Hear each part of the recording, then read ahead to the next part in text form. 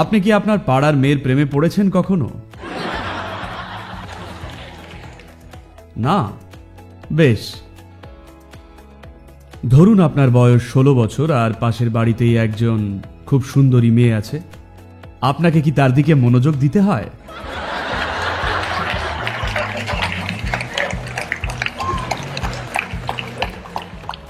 আপনার কি দৃঢ় সংকল্প লাগে? না, আপনি এমনিই আগ্রহী, তাই এবার সংকল্পবদ্ধ, মনোযোগী, এই সমস্ত কিছু হয়েছেন, পাগল হয়েছেন।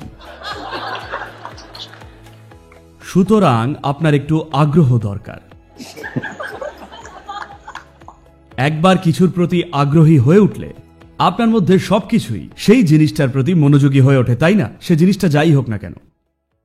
কিন্তু বেশিরভাগ মানুষই হরমোন তাদের তাড়না না দিলে তারা জানেনই না জীবনের প্রতি কিভাবে আগ্রহ খুঁজে পাবেন।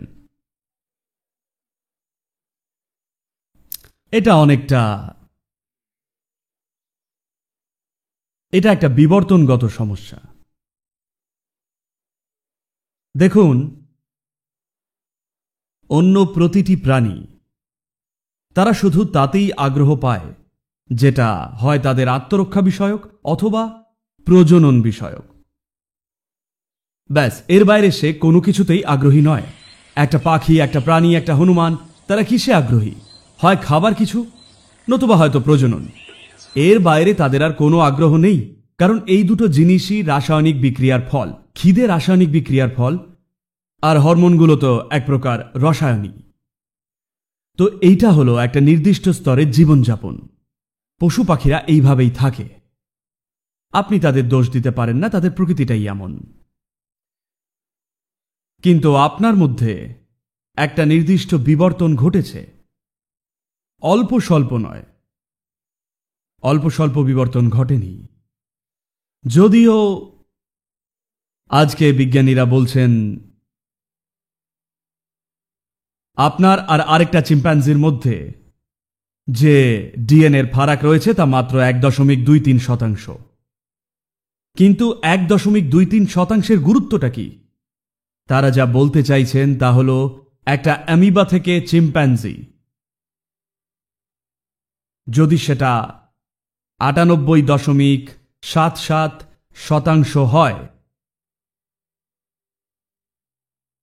আপনি তাহলে 1.3% বেশি, আর সেটা কিছু কম নয়। আমি সত্যিই জানি না কিভাবে তারা এই 1.23%টা গণনা করলেন, কিন্তু কিছু মানুষের দিকে তাকালে কথাটা খুব সত্যি বলেই মনে হয়।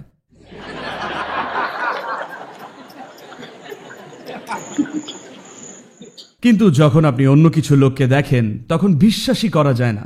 আপনার বিশ্বাসই হবে না যে মানুষেরা একসময় বানর ছিল। ঠিক এই নিয়ে কত তর্ক বিতর্ক চলে। এটা হতে পারে না। উভয়কে দেখতে সেই রকম, কিন্তু যাই হোক, ফারাকটা কম হলেও পার্থক্যটা কিন্তু বিশাল। তো আপনি যদি এই 1.23%কে আপনার ভেতরে কাজ করার সুযোগ করে দেন, আপনি দেখবেন আপনি যা চান আর আপনি যা চান না তা রাসায়নিকভাবে নিয়ন্ত্রিত হবে না। যেই কারণে প্রতিটা আধ্যাত্মিক প্রক্রিয়ায় বিশ্বের যে কোনো জায়গাতেই সাধারণভাবে মাঝে সাঝে খাবার না খাওয়ার যে একটা রীতির প্রচলন দেখা যায়, তা কিন্তু আমরা খাবার খাওয়ার বিরুদ্ধে বলে নয়, বরং শুধু আমরা রসায়ন দ্বারা নিয়ন্ত্রিত হতে চাই না বলে। ব্রহ্মচর্য, খাবার থেকে দূরে থাকা, এসব করি আমরা কিছু অস্বীকার করতে চাই বলে নয়, বরং যাতে আমরা সেই শ্রেণীতে পড়ে না যাই, যাতে আমরা একটা পশু না হয়ে উঠি, যাতে যা কিছু আমরা চাই তা রসায়ন ঠিক করে না দেয়। আমরা চাই আমাদের চাওয়াটা যেন সচেতনভাবে হয়, আমাদের রসায়ন দ্বারা প্রভাবিত না হয়ে হয়। এই কারণেই মাসের কিছু নির্দিষ্ট দিনে খাবার না খাওয়া, এই কারণেই আরও অনেক সব প্র্যাকটিস রয়েছে। প্রধানত আমরা পশু প্রকৃতিতে ফিরে যেতে চাই না, কারণ পশু শ্রেণী মানে খারাপ কিছু নয়, শুধু বিষয়টা হলো এটা একটা সম্পূর্ণ বাধ্যতামূলক চক্রাকার প্রক্রিয়া মাত্র। এখন আমরা চাইছি মুক্তি, মোক্ষ লাভ।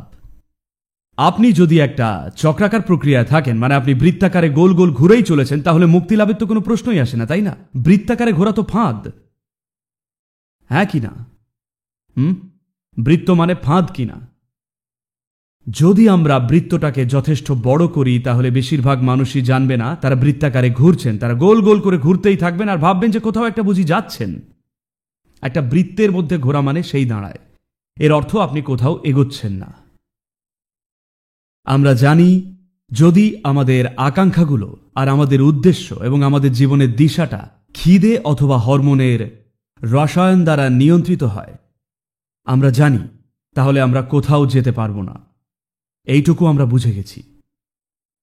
ঠিক সেই কারণেই আমরা দেখছি যে কিভাবে আমরা একটা আগ্রহ, মনঃসংযোগ এবং নিযুক্তি তৈরি করতে পারি এমন কিছুতে যেটা রাসায়নিকভাবে তৈরি আকাঙ্ক্ষা নয়।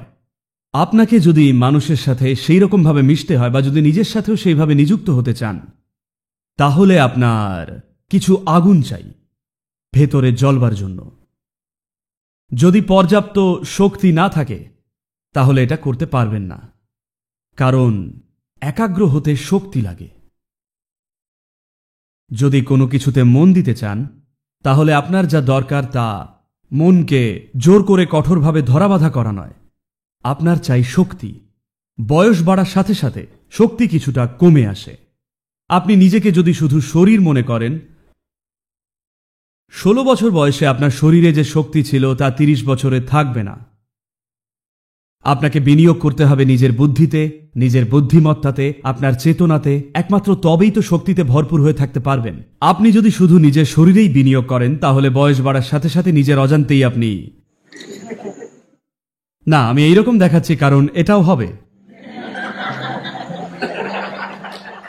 এই সবই কিন্তু আপনাদের হবে যদি না আপনি অন্যান্য দিকগুলোতেও বিনিয়োগ করেন। যদি শুধু শরীরে বিনিয়োগ করেন তাহলে শারীরিক শক্তি হ্রাস পাওয়ার সাথে সাথে দেখতে পাবেন আপনি নিজের আকার আকৃতি হারিয়ে সেই রকমই হয়ে যাবেন।